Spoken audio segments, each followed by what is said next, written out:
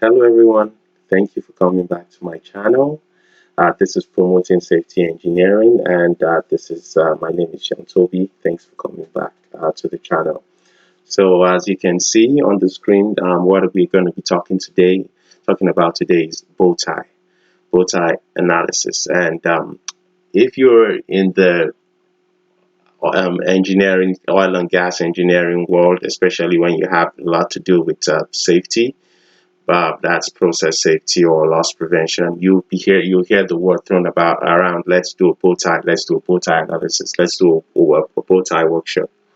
And so today I want to shed some light on that, and I want to make it a series because I find out that most of the time my videos are so long, and I don't want them to be so long. I want them to be about maybe 15 minutes max, so that you can just get in all the essence in a short time and not have to wait for 30 minutes to understand everything. So I'm going to break it down into small chunks. I'm going to explain what a bow tie is, how we go about doing a bow tie. By the end of this video, you should be able to reasonably to level facilitate a bow tie, and also be part of a bow tie workshop. So that's just my aim here. And once again, this is Promoting Safety Engineering. All I do is talk about safety engineering on this channel, and talking about various things like hazard, QRAs and stuff like that. It's so feel free to ask any questions below, and I would answer. So I know it's been a while I released any videos, but hey, I'm here, and this year I'll try to do more. Happy New Year to everyone. Okay, so starting off, what's a bow tie? So, well, this is a bow tie, or let me not say that. Let me do this. So, first of all, this is a bow tie. I wanted to scare you a bit, so that's why I showed you this. So, this is what a bow tie actually looks like. And if you zoom in, there's a lot of details and stuff. So, this is a very detailed bow tie, but I will go back to the presentation and explain how we got there. So this is, of course, a very simplified form of the bow tie. So let me go back to presenting, and yeah. So the very first thing you should know about a bow tie is it is a diagram that helps you visualize the risk involved in a process in one easy to understand picture. So you build up this picture. When you look at this, it's a picture, but you build it up gradually. So it helps you see all the risks, and I would explain what each terminology means: the top event, the hazard, preventive barrier, the threat, the recovery barrier, the consequence, and how it all comes together. I would explain everything in this video. The other videos would be real bow ties that have that I put together, where you can actually see how it's done in the oil and gas industry, or in the manufacturing industry, how a bow tie is actually useful for them. Okay, so what is a bow tie? As I said earlier, it's a diagram that helps you visualize the risk. So carrying out a hazard workshop, to get to a bow tie, it's always advisable that you've carried out a hazard, which is a hazard identification workshop. So it's a because you need to be able to get all the hazards. This is the very, very starting point. This hazard on top here, that's the starting point of a bow tie. You need to have these hazards, a long list of them, based on whatever scenario you're looking at. You need to have the hazards that could happen in that scenario.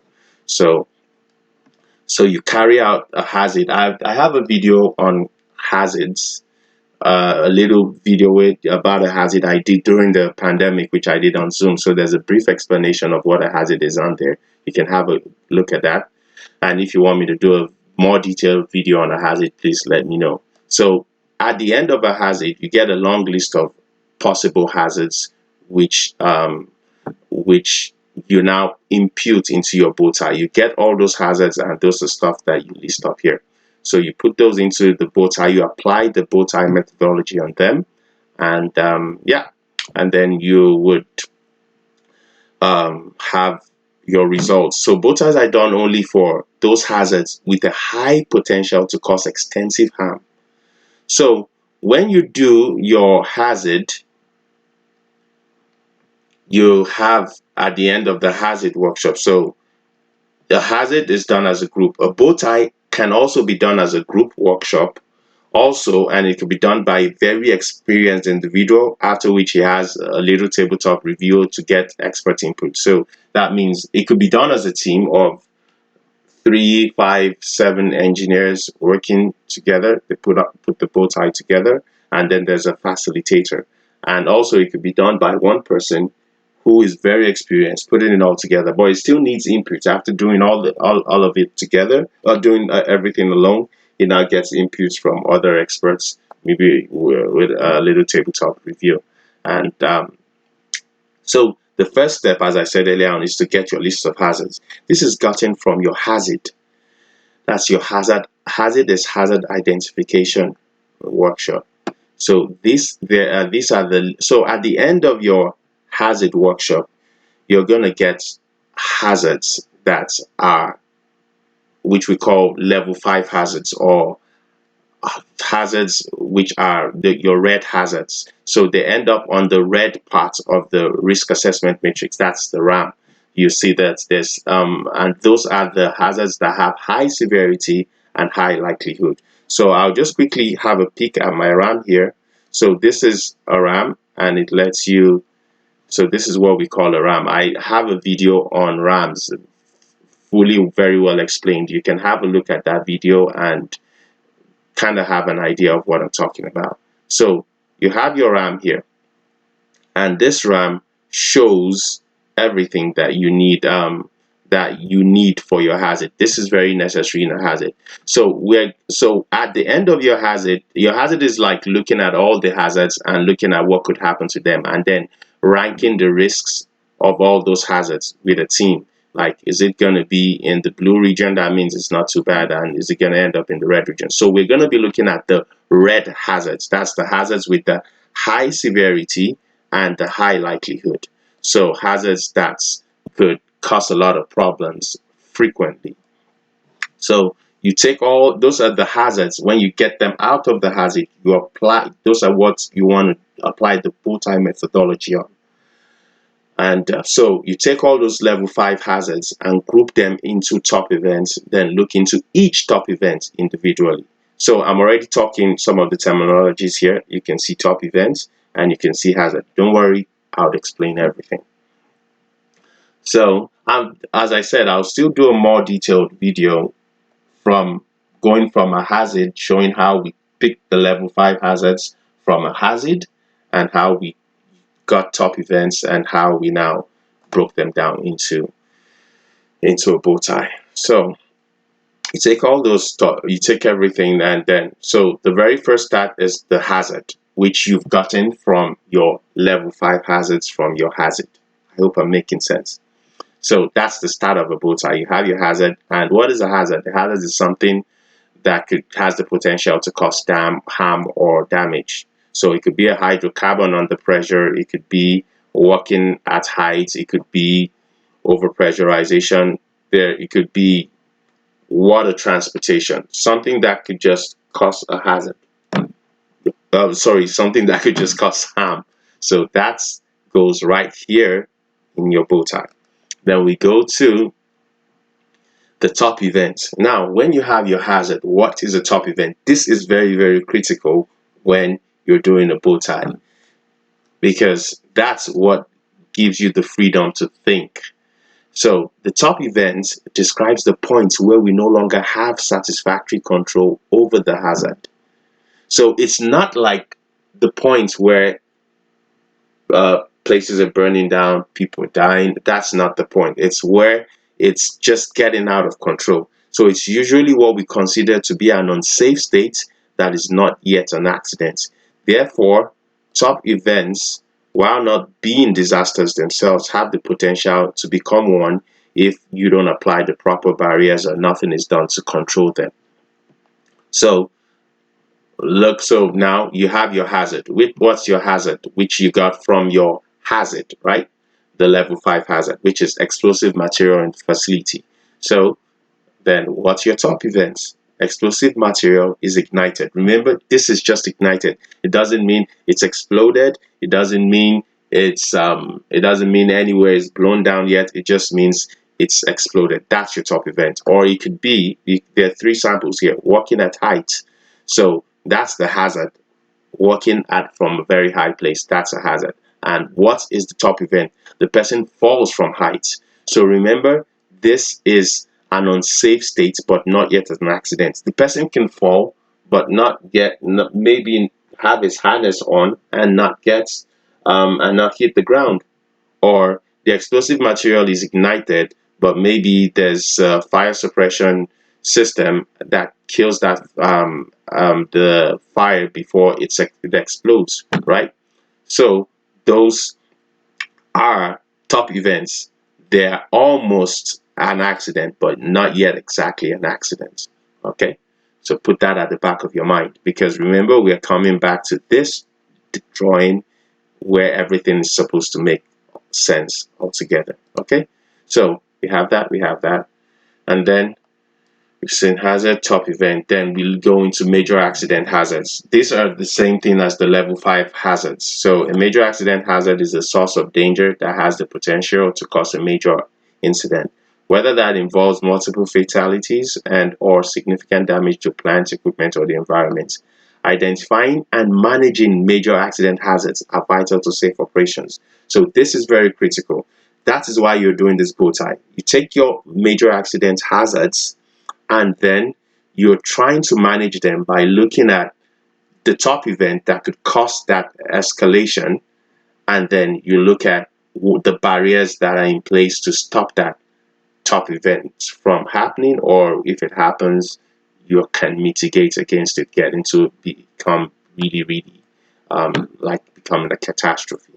So these major accidents hazards are almost the same thing as hazards. It just means that they are for major accidents, which is what you want to actually be applying the bow tie methodology on the major accident hazards, level 5 hazards, or red hazards.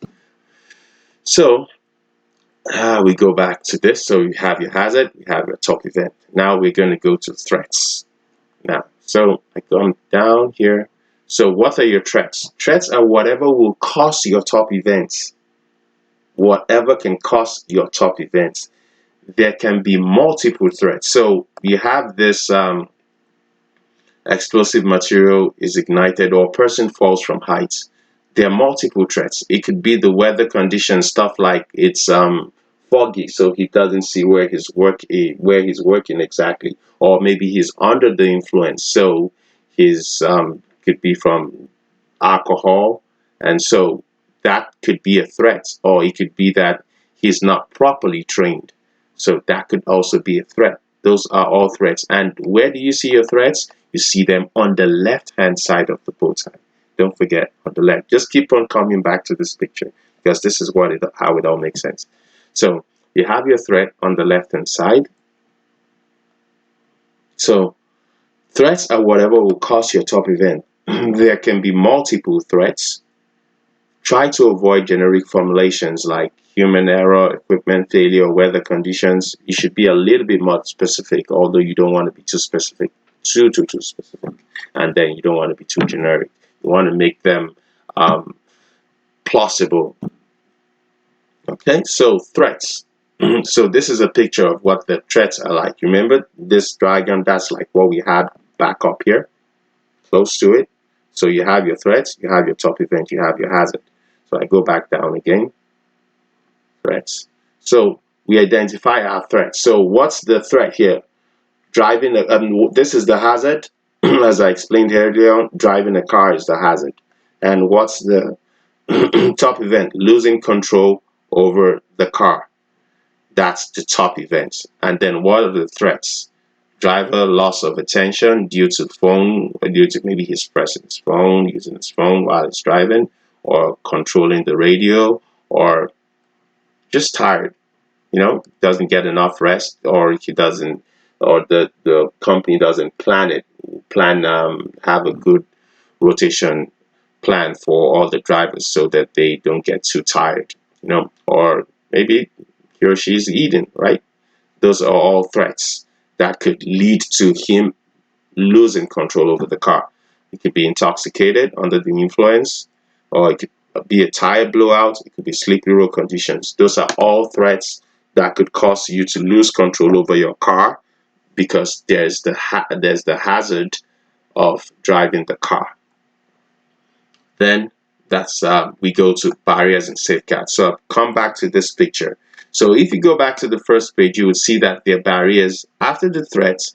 There are barriers here and there are barriers here. So first thing you have to remember, there's a preventive barrier and a recovery barrier. A preventive barrier is something that could stop the top events from happening. So you're going to prevent the top events happening. There are barriers in place, there are measures, there are control measures that you put in place to stop that loss of control of the vehicle. And then there is the recovery barrier. That's like mitigative. That's after the top event has happened. You've lost control of the car. So what are the measures in place to make sure you don't have a very terrible consequence? I hope it's making sense now. That's so you don't have a terrible consequence. You have recovery barriers. So you lose control. So let's say starting with driving under the influence. A preventive barrier is he's does regular checks. They carry a regular checks on the staff. Maybe do drug tests to make sure, and maybe every day before the driver goes into the car, they check the supervisor has a look in the car to make sure there's no alcohol, and maybe just talks to him for a while just to check him out to make sure he's not under the influence. Those are preventive barriers. Then you have the top event of losing control of the car. Then of course you have the recovery barriers, which could be, so he's lost control, probably maybe an accident, or maybe there's no accident, but so a recovery control could be something like he's up, I could say, why am I running out of ideas? Okay, so a recovery barrier could be something like the driver is from the car has a first aid kit, so he gets injured, but the car, or he's using his seat belt, then he doesn't have the very nasty consequence, right? Or there's a vehicle behind him that is constantly going behind them. That's kind of some sort of protection. Maybe he's carrying stuff that is really valuable or flammable. So there's someone behind looking to make sure that if there's an accident, that they can come and help. Or it could also be a journey management plan or a GPS tracker on the vehicle to make sure that or it could be a camera in the car, a camera that just records everything happening in the car, that someone at the office watches, and just to see whatever happens on the car. So those are all recovery barriers which could help.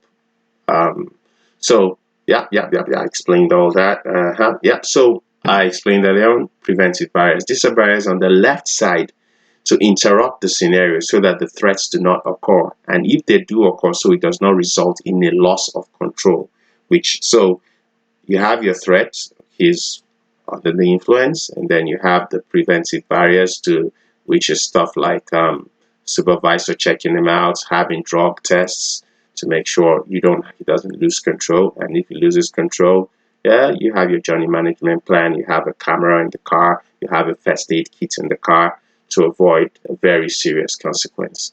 So there's the preventive barrier and the recovery barriers. Barriers on the right side make sure that if the top event is reached, the scenario does not escalate into an actual impact. That is the consequences, and or they mitigate the impact. So explaining everything out, you have your threat here, so you start out with your hazard. From your hazard, then you pull out your top events. So your hazard could be sea transportation or road transportation, as we said earlier, and then you have your top event, which is loss of control. And then you have your preventive barriers in place, and then your recovery barriers on the right hand side. And you go down to the consequence. Of course, the consequence means all hell is let loose, right? So consequences are the result from the top event. So that means you're having fatalities, you're having, but you should try not to be so generic. Like the car loses control and spins off the road, or rolls over, or he runs into a tree, or he hits another vehicle. There's an accident, a vehicle accident. So there can be more than one consequence, just the way there can be more than one threat for losing control of the car. Like we said, tire blowout, slippery road conditions, intoxicated driving, or it could even be weather conditions like foggy. Everywhere's foggy, or there's a heavy storm going on. So the consequence. So there can be more. Also, there can be more than one consequence. So the car. So based on driving under the influence, the car could roll over. The car could run into a ditch or collide with another car, or the car could run into a tree, or he could be driving on a bridge and he could, well, fall into the water or fall off the bridge. I don't know, but but they should be plausible, not just plucking stuff out of the air. Everything should be plausible. But yeah, so that's like an escalation.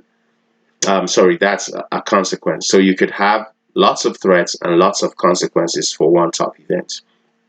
And then, so as with the threats, people tend to focus on generic categories instead of describing specific events. Try not to focus on injury, fatality, asset damage, environmental damage, reputation damage, or financial damage, because these are broader categories of damage. And so you try to describe events like car rollover, oil spill into the sea, or toxic cloud forms, because when you do that, you can be more specific with your barriers and they become more realistic. If you make these consequences too generic, or the threats too generic, then your barriers would not be so effective. Because say, just say there's a fire. Okay, so what causes the fire? Loss of control. But how did it get to the fire? Did the car roll? Did the fuel spill out of the car when it hit into something? Then those are the things we want to see here, consequence. And then escalation factor. So this is very, very good and very useful. An escalation, or sometimes it's called degradation factor. These are things that could affect your barriers, the barriers you put in place that could make them ineffective, because no barrier is foolproof, right? So the barrier was that we talked about driving under the influence was a drug test. So what if he doesn't go for the drug test? Or what if there's no policy enforcing him to do the drug test? Then he could get a way out of it. So that barrier becomes ineffective, and you don't want your barriers to be ineffective. So you need to also, during the Bowtie, think of how those barriers could be bypassed, and think of ways to make sure that they're not bypassed. So you could say, doesn't take drug test, and then you could put in here, put it in the policy that every driver should have a drug test, or supervisor not at work, so the supervisor does not inspect to make sure he's not drunk or there's no alcohol in the car. So say the supervisor is not around, then you should have a standby supervisor who makes sure everything is as it should be. So those are escalation factors that you attach to all the barriers to make sure that they are perfect. So as I said earlier, an escalation factor, barriers are never perfect. Even the best hardware barrier can fail. Given this fact, what you need to know is why a barrier will fail. This is done using the escalation factor. Anything that will make a barrier fail can be described in an escalation factor. For instance, a door that opens and closes automatically using an electrical mechanism might fail if there's a power failure. So maybe this room, you have a room that is, so let's say you have the top events, which is leak, which is, let's say there's a fire or something, just being generic.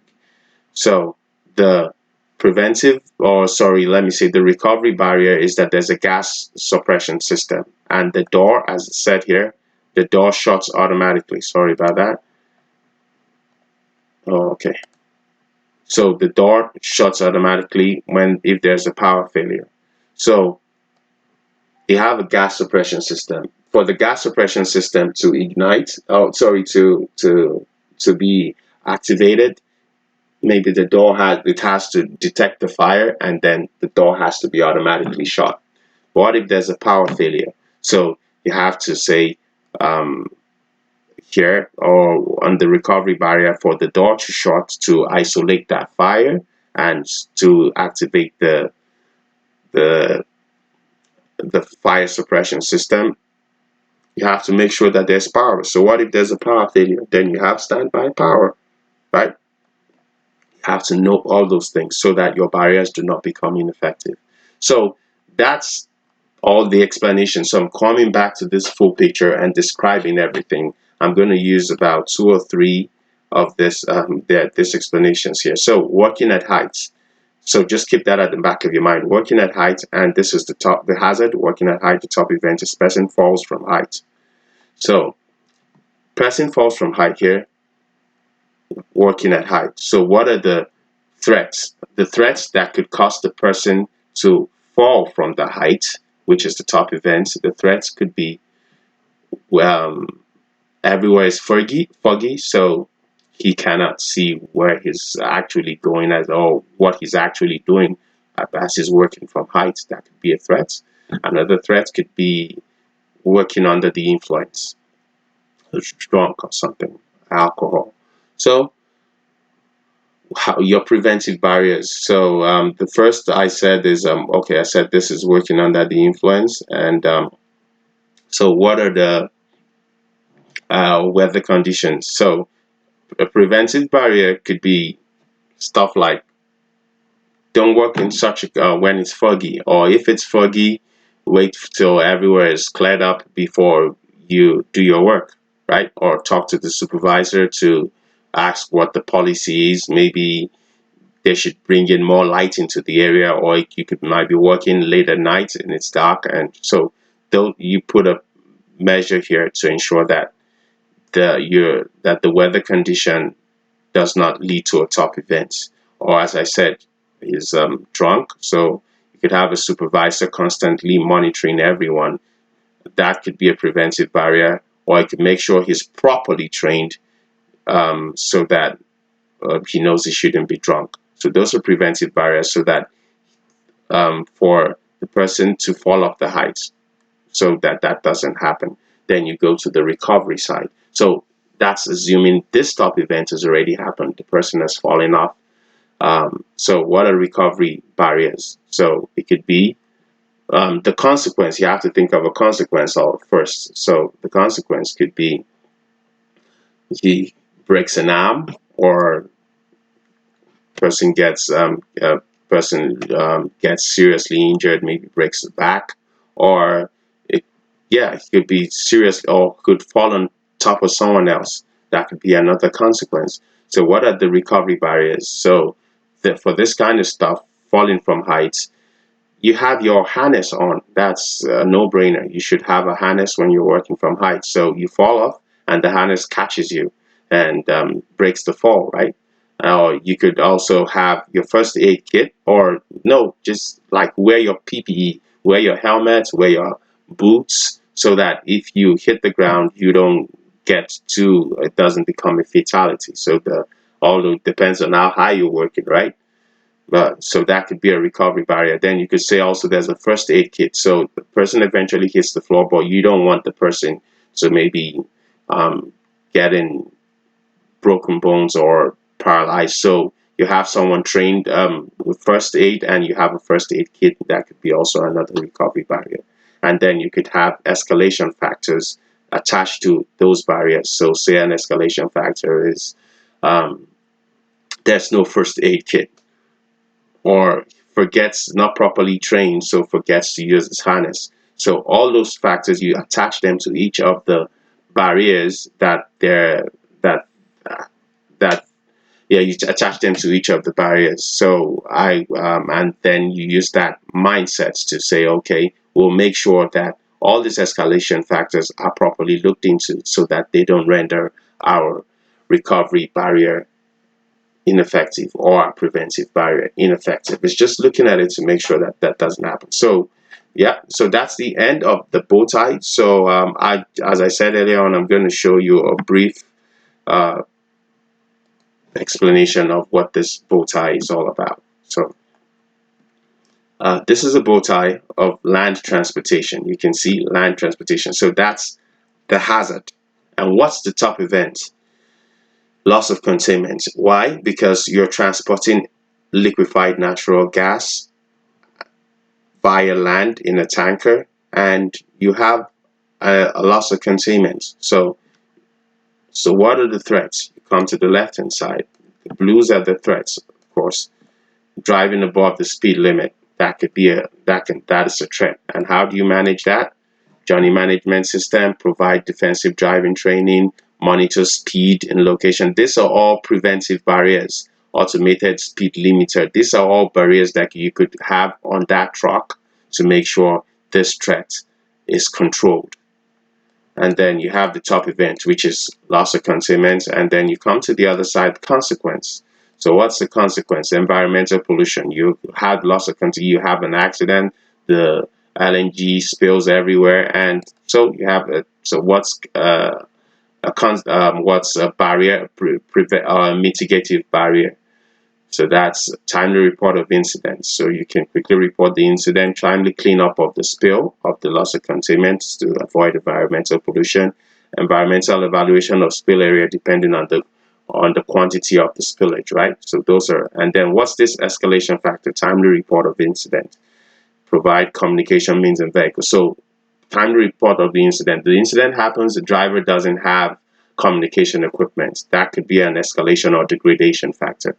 You have to make sure that that's provided in the vehicle, and so communication device not available. So you put barriers also in place to make sure that the major barriers don't are effective. I want to just look into another. I would still do another video of this bow tie, explain everything fully.